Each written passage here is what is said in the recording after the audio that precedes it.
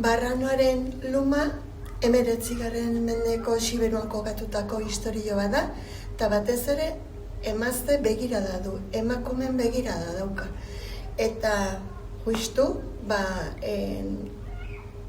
azpimarkatu nahi nun, gazte bat ezkontzen danian etxalde batea, arrotza suertatzen da bera, eta sukalde hortan, amaginarrebakin, eta tokila egiteko ze zailtasun dauzkan, ze bakardade pairatzen duen, eta kasu hontan, atarratzea arrozbideko aitamek bortxaz ezkonarazi zuten Larraineko Burdinoletako jaunarekin, eta hor bizimodu gogor bat hasiko da, bai protagonista nagusiarentzat, Gasuxarentzat, eta maila tikiagoan bere alabatxoarentzat ere, aurreko senarrakin izan dutako alabatxoarentzat, alarguna baitzen, eta pixkat indarra jarri dut nahi nun, bere senarran bortizkeria jasantzuen emazte baten mina kontatu.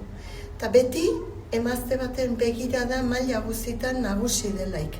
Ordu naturan aurkituko du iespidea, bakardade latza izango du eta bat ingo du naturakin, xakerteko botxuetako botxuak aitzak dira, eta hango arranoakin identifikatuko da. Garai hartan, hobeki komunikatuko da Zomorro landare hango arranoarekin, bere etxalde hortan, ezkondu den etxalde hortan, aurkitu ditun amaginarrebarekin eta senarrarekin baino ez da. Orduan pixkat min hori eta iesbidea naturan aurkitzen du. Hori da batez ere ikusiko dena. Eta geho, zulo handi batian erortzen denean, zulo hortatik nola abaldunduta jeikiko denez. Pixkat ze bilakaera ematen du emazte horrek, txori simple ameslari izatetik benetan arrano bihurtu arte.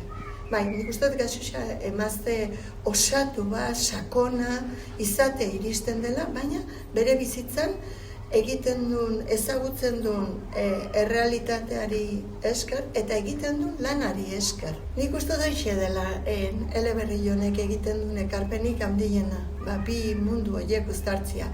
Egile esanik gaztetan, han sehaskako ikastoletan ordezketak eta betetzen ditu, eta urte batez alozera bidali ninoten, tordun pentsatu nu ni naiz arrotza, ni naiz ikasi behar dutena, tordun, han etxalde batean bizitzen jarri nintzen, aekan ere bai, eta aurrekin ikasi nun nere modura, baina ikasi nun siberutarraz.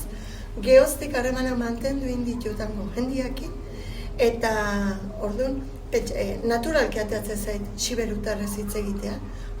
Eleberri historiko bat denez eta fikziozkoa den emazte askoren egila kontatu nahi nuenez, sinesgarria izatea bilatzen nu. Eta sinesgarria izateko iruditzen zitzen euskalkiak erabilita, egilago bihurtzen ziala. Eta holaxe ekin nion, nik uste dut, gehiegi pentsatu gabe. Geo, konturatu naiz gauza badela, hitzeitea edo lardazkatzea eta beste zerbait idaztearena, ez? Orduan, inguruan oso jende ona izan dut lan honen zuzenketan. Testua neonek egin dut, baina gero moldaketak edo zuzenketak egin behar izan dizkidate. Eta hor, batez ere zuberera estandarra ageri da euskalkilei dagokionean, baina baita lapurtera ere. Zuberera estandarrari dagokionean, Allande Sokarros zenak ekin zion lan hau zuzentziai, eta gero ura joan zitzaigunean, Michele Etxekoparrek heldu dio, eta lan handi bat egin du ez. Eta lapurterari dagokionean, Mizel Jorajuriak zuzendu du.